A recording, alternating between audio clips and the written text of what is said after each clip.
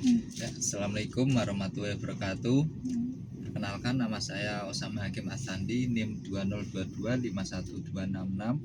Di sini saya akan nge-shoot membuat video untuk kebutuhan penilaian UAS untuk matkul PDBK yang membahas tentang rencana teknologi kedepannya, kemudian peluang apa yang diciptakan dari teknologi tersebut, teknologi apa yang diciptakan, dan problem apa saja sampai kenapa teknologi itu bisa diciptakan.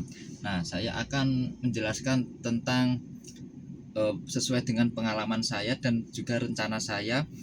Saya sebagai mahasiswa dan juga sebagai pengusaha di bidang perpacking yang menyuplai bahan perpacking seperti di industri mebel, di industri elektronik. Contohnya kayak elektronik ada produk kulkas. Nah, di dalam produk kulkas kan ada karton box dan styrofoam. Nah, itu salah satu penyuplainya saya. Nah, saya sebagai mahasiswa dan juga sebagai pengusaha mempunyai beberapa kekuatan. Nah, salah satunya yaitu mental wirausaha. Nah, untuk mencapai mental wirausaha itu mempunyai kegigihan dan juga mempunyai pantang menyerah.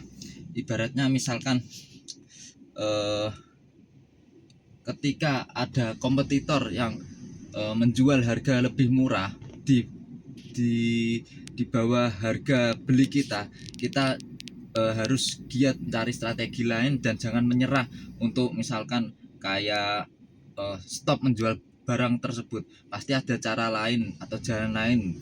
Contohnya salah satu cara saya yaitu saya mempunyai customer dan juga kompetitor. Di saat kompetitor saya menjual harga 8.000, saya menjual harga 9.000. Nah, itu kan hitungannya lebih untung saya. Bagaimana saya bisa menarik customer tersebut untuk membeli ke saya, yaitu salah satunya saya memberikan pelayanan. Contohnya kayak memberikan kemudahan untuk pembayaran tempo seperti 3 bulan dan juga ada bonus bulanan dan lain-lain. Nah, dari situ customer bisa terpancing dan bisa ikut kerjasama dengan saya.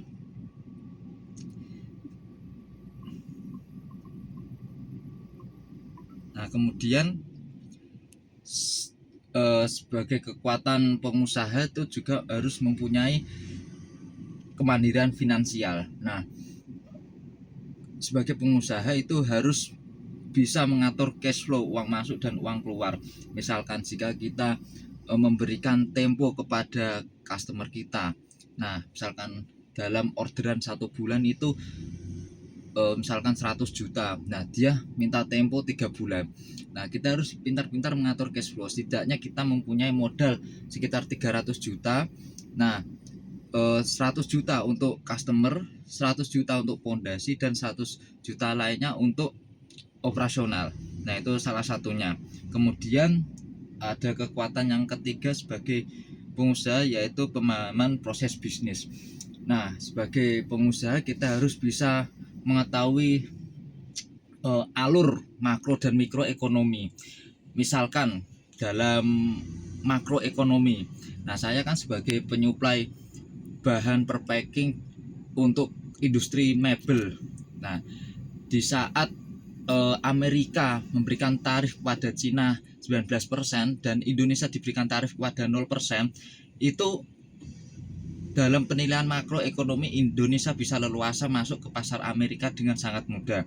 Nah, untuk pemahaman mikroekonomi yaitu salah satunya untuk keputusan di dalam internal, di dalam negeri. Misalkan di Indonesia suplai kayu itu tidak menentu. Misalkan dalam 2020 itu suplai kayu bisa tinggi, di tahun 2022 suplai kayu bisa rendah. Nah, ketika suplai kayu banyak, otomatis harga akan menjadi lebih murah.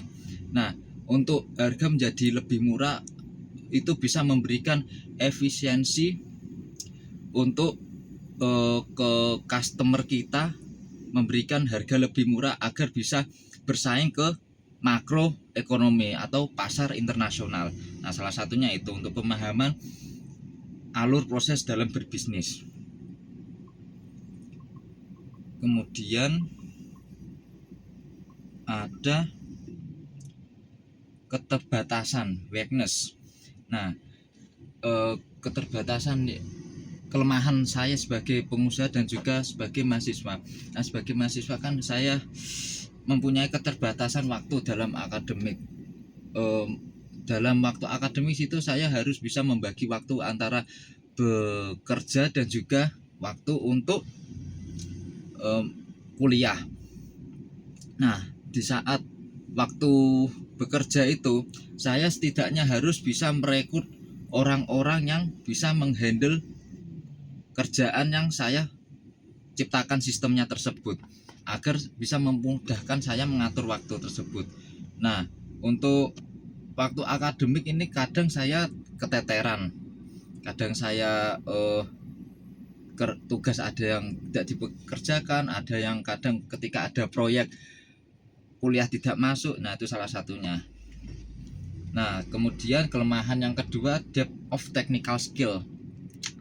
Dalam memahami skill perkuliahan itu terus terang saya masih kurang, tetapi saya akan berusaha untuk mendapatkan skill itu untuk membangun inovasi dalam bisnis saya. Salah satunya saya membangun smart retail management system berbasis AI itu untuk memudahkan manajemen dalam pergudangan di dalam bisnis saya.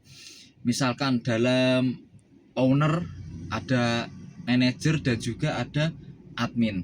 Nah, gimana caranya agar sistem itu bekerja dengan lancar? Salah satunya saya memberikan chatbot AI. Ketika si admin menginput orderan ataupun memasukkan barang atau mengeluarkan barang, itu si owner bisa mengecek langsung lewat jauh tanpa harus satu lokasi dengan admin atau di kantor bisnis tersebut. Nah, misalkan si owner sedang kuliah atau sedang jalan-jalan, bisnis masih bisa tetap berjalan dengan adanya smart retail management system dan berbasis database yang saya ciptakan melalui Supabase, yaitu database open source yang bisa memberikan keterbukaan secara online jika tidak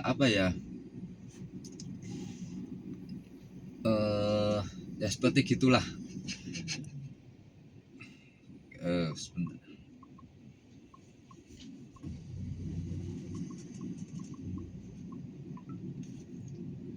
Nah, kemudian ada kelemahan yang ketiga, yaitu resiko burnout.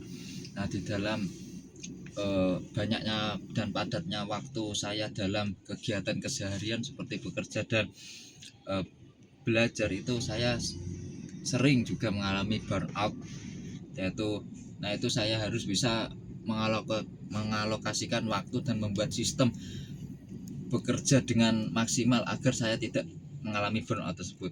Nah, kemudian opportunities. Nah, di dalam bisnis kan mesti punya banyak peluang. Nah, saya akan memberikan beberapa, yaitu ada digitalisasi industri, networking luas, kemudian ada portofolio nyata. Nah, di digitalisasi industri ini, di setiap industri setiap tahunnya itu mesti mengalami perkembangan di dalam misalkan di dalam sebelum tahun 2000 sebelum tahun 2000 itu terjadi gelombang website.